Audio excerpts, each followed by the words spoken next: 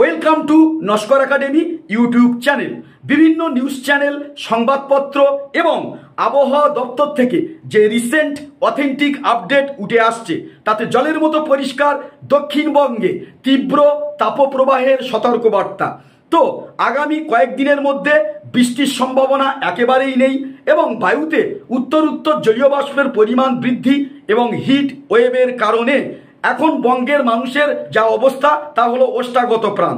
এমনকি নিউজ চ্যানেলে সংবাদ পাঠরত অবস্থায় এক শ্রদ্ধেয় সঞ্চালিকা তিনি কিন্তু অসুস্থ এবং মূর্ছা হয়ে গেছেন।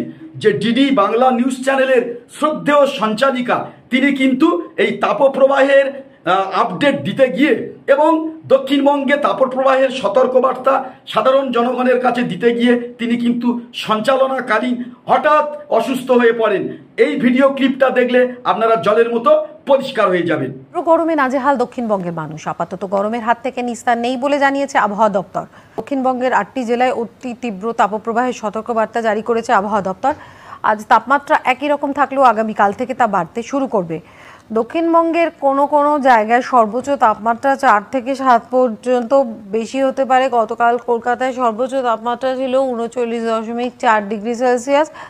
আজ সকালে সর্বনিম্ন তাপমাত্রা দাঁড়িয়েছে 29.4 ডিগ্রি সেলসিয়াস। দক্ষিণবঙ্গের পানাগড়ে গতকাল সর্বোচ্চ 42.5 ডিগ্রি সেলসিয়াস তাপমাত্রা রেকর্ড করা হয়।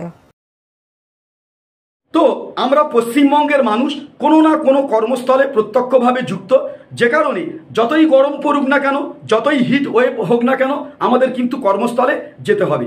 আবার তার পাশাপাশি এই প্রচণ্ড গরম থেকে আমাদের কিছুটা রক্ষা পাওয়ার জন্য অবশ্যই কিছুটা আমাদের সচেতনতা বোধ থাকতে হবে। যেমন বাইরে যদি আমরা যাই অবশ্যই করে আমরা একটা ছাতা নিয়ে বেরোবো, এছাড়া পানীয় জল রাখবো সাথে, তার সাথে রাখবো আমরা ওআরএস। আর চেষ্টা করব যে রাস্তাতে ডাইরেক্ট রোদ পড়ে সেই রাস্তা এড়িয়ে গিয়ে কোনো গাছের ছায়াযুক্ত যদি পথ থাকে সেই পথ অবলম্বন করে আমরা গন্তব্যস্থলে পৌঁছাবো। তো আমাদের ইউটিউব চ্যানেলে যদি আপনি নতুন হন, পরবর্তী আপডেটের জন্য অবশ্যই করে আমাদের চ্যানেলটি সাবস্ক্রাইব করে রাখবেন।